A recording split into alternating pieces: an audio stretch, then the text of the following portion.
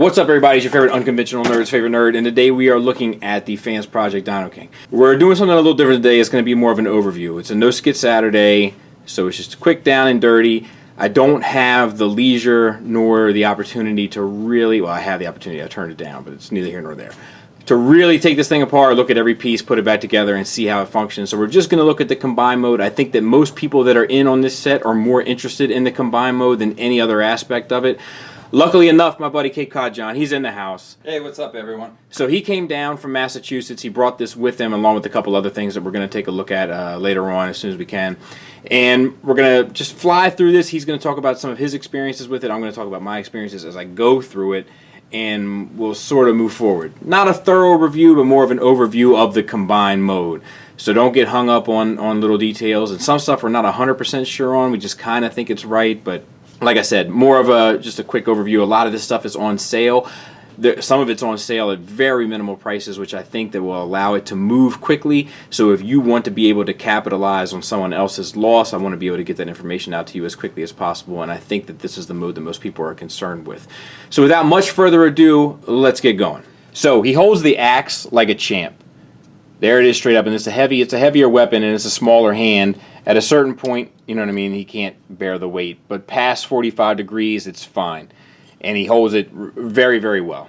The cannon that you see on the front plugs in here to the back, which allows it to move up and down a taste. You can unplug it and then fold this piece up and lock it in, and then he can hold this as well using this peg and the same sort of tabbing system. And he does hold it, but he has to hold it on a very particular side of the arm, because if you try to hold it on the sides, the bump out doesn't allow the gun to sit naturally.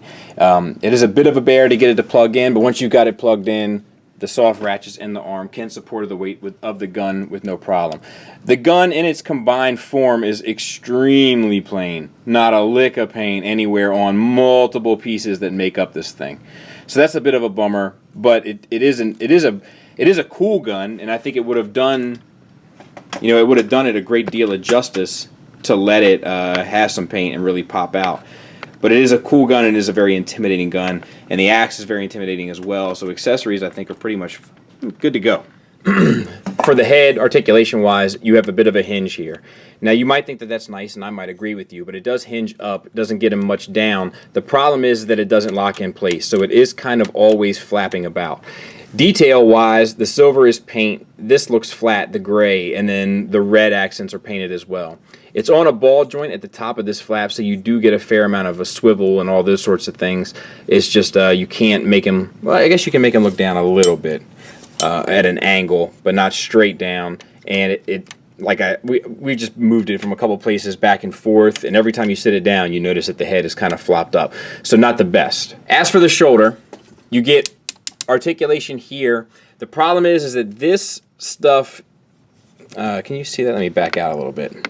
This stuff here and here, you kind of wish that this was more secure as you were manipulating it, but the shoulder does get you out to just shy of 90 degrees, and then the swivel is intact. I kind of dig the wings on here. Of course, you can customize them to your liking in terms of 90 degrees out, or wrap up the bird head a little bit, but I kind of like what he had going on here, just at a little 45 degrees out. The bird head and all that stuff looks good accent wise. Bicep swivel is just above the elbow.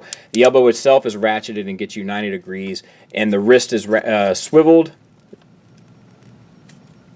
Is that a no? That's me taking it apart. So no hinge. Finger wise, thumb is on a ball peg. That's fine, and then all of the fingers are on a base ball joint, and then they come out to an additional hinge, but the fingers never go straight all the way. So you can bend them forward, but you can't have like a pointing hand or anything like that, because the design of the fingers don't allow you to do so. So that's not the best either. One finger always looks like it's kind of crippled in a sense. So that's a bummer, because a lot of times it's nice to have like a pointing hand and stuff, especially with big intimidating bots. All the cannons and little red accents and stuff, they carry through to kind of give it a cohesive look on the arm. But and most of the articulation functions. It's just the fingers really that are a bit of a bummer here. On the other side, same type. It's a soft ratchet here at the swivel, hard ratchet out. That one has a little bit further of a range because the wings don't get in the way, I guess. Maybe it's this bit over here that blocks it actually.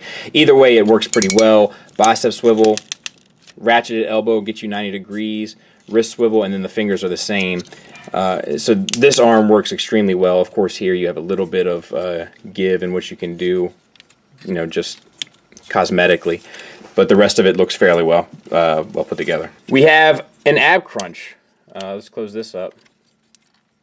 Or actually, I guess we leave this open, don't we? Do you leave this open, yes, John? It's a pain in the butt to get out, though. That's the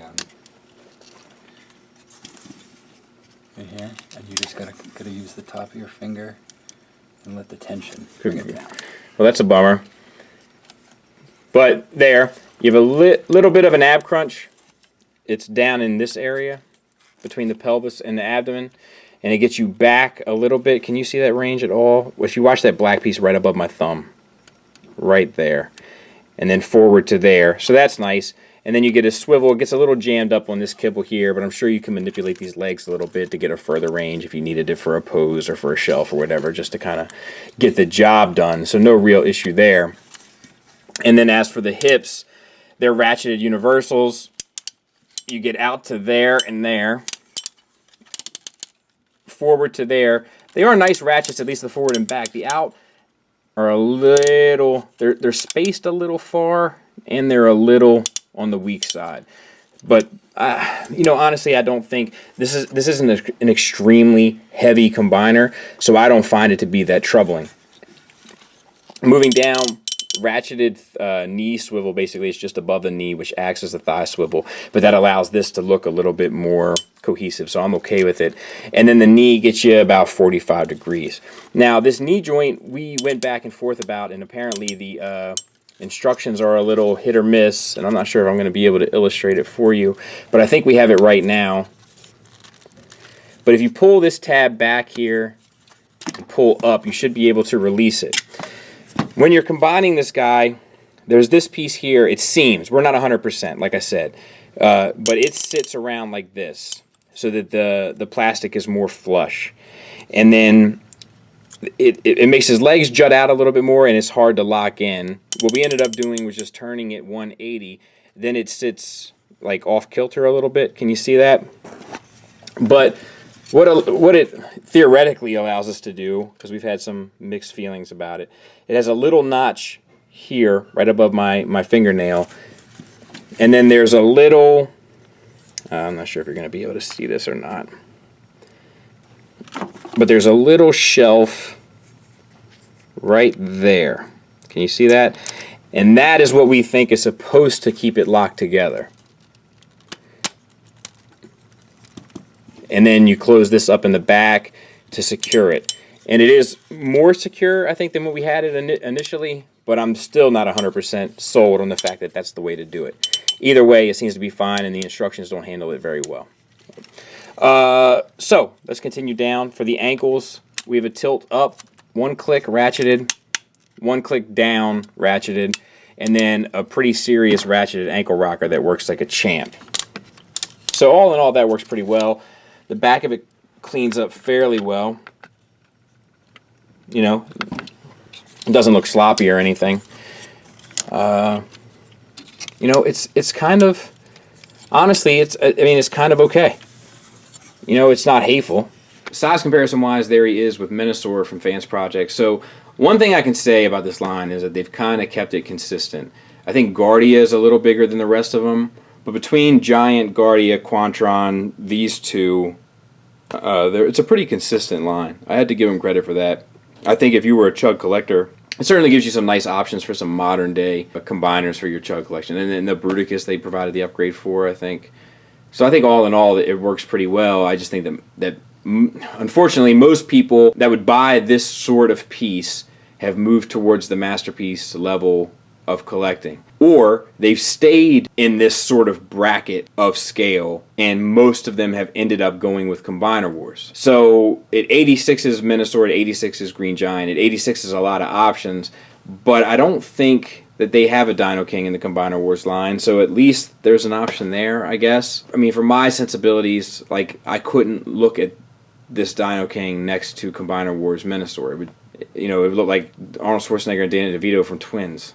And then to give a little size comparison of the other kind of scale that people are using with their chug shells, there's the Warbitron Computron set, so it obviously looks kind of absurdly small next to that fella, which would therefore mean he would be absurdly small next to Warbitron or Feral Rex or Generation Toy Devastator or TFC anything or et cetera, because all that stuff is kind of in that line of thinking. And lastly, there he is with an MP car, a Generations Deluxe, and a Legends class figure, as well as a Masterpiece, kind of smaller bot, to kind of give you an idea of scale. Hopefully it, you know, helps you sort out exactly how you see this fitting in and where you see it fitting in. Because honestly, I think it does work with Chug, but I think that most people kind of envision the combiners being larger than this, even to their Chug. But if you think about it, like this would be the size of a Deluxe RC. She would transform into a bot about the size of that leg, which would put the rest of it at about that height realistically. I just think in our minds, most of us view these things being a bit taller than what they are, or what would make sense for them to be. So look, is this thing setting the world on fire? No. There's no envelopes being pushed. There's no boundaries being torn down. It's just sort of straightforward kind of combiner, and there's not a lot of glitz and glam to it. Now, what I will say is this: if you bought this at retail, I can see how you would be very unfulfilled. Like, I think it puts you price range wise between $300 and $400, but I don't think this sold extremely well. So most of these you can pick up for a pretty fair deal, to say the least. Some might say it's a steal, between $20 and $30. I've seen some of these figures go. So I think if you were vigilant and you were on top of your game and you wanted a Dinoking represented on your Chug shelf, I don't think it's a terrible choice at those sort of prices. Full retail, I think you're going to feel unfulfilled, especially when for a couple bucks more you can get something that kind of is going to impress you a bit more. All that being said, it's not like there's a whole lot wrong with this. Everything pretty much does what you want it to do. I think that most of our sensibilities and most of our kind of tastes and preferences have just moved so far beyond. But it's solid. It's not like pieces are falling off. You can manipulate it. It has that action figure kind of vibe where you can move the bits around. Don't have to worry about everything kind of crumbling before your eyes. There's nothing wrong with this other than its kind of lack of presence in the end. It's just sort of bland, I guess. It's unremarkable, but it's not like there's a failure. It's not like you, while looking at this thing, it's like, oh, well, this sucks. No, everything works pretty well. I've only looked at the two leg bots individually, and I didn't have any kind of deal breakers going on with them. I imagine that the other ones are in a similar ballpark. I don't think it's bad at all. I just think it's pricey. But for most of them, you can get them at a pretty fair deal. So I think if you want a Chug representation of Dinoking, I think this is a fair one to get. I mean, what else are you going to get? It's the only one we got. And it's not a bad one. It's fair. And at the marked down prices, it seems appropriate. Full retail, I don't know. You might want to buy some stocks or something. Something that's going to maybe give you some sort of return. I don't know. But at what you can pick this guy up for, even on the primary market, it's not a bad price. And there's nothing really hateful about it. It's just sort of there, standing with an axe, ready to take on the world, I guess, you know? Maybe it's my lack of connection to it also that's not, like, wowing me. You know, I mean, I'm familiar with Dinoking. I know who he is and know where he's from. I'm sure someone has already tried to let me know and educate me. I don't need the education. I went to school. It's fine. I graduated, barely, but I got through. But I know who the character is, and I don't have a connection to that character because I think that season is downright silly, honestly. And it's extremely difficult to watch. But I know he's a bit of a novelty, and I know a lot of people are interested in Dinoking. There are a lot of people who are interested in Monstructor. I'm more interested in Monstructor because of the IDW stuff. But I know it's a bit of a novelty, and it's a bit of a, like, you know, like that grail in a sense. Like, a lot of people wanted that G1, you know, Dinoking, like the, you know, only in Japan or whatever, and, you know, they're not going to get it. But this is accessible, and it's at a pretty decent price. John and I were just talking about it, and he was saying, like, you know, I got it for about, when it's all said and done with all the sales and all of this and that, I got it for about $200. And a Combiner Wars Combiner is about $100, and I would say that this is twice as good. And I couldn't argue with that. Pretty sound logic. I might cap it off at $200 though, folks. And if you can get it for less than that, you'd probably even be happier. Thanks for listening. Thanks for watching. Until next time, take care.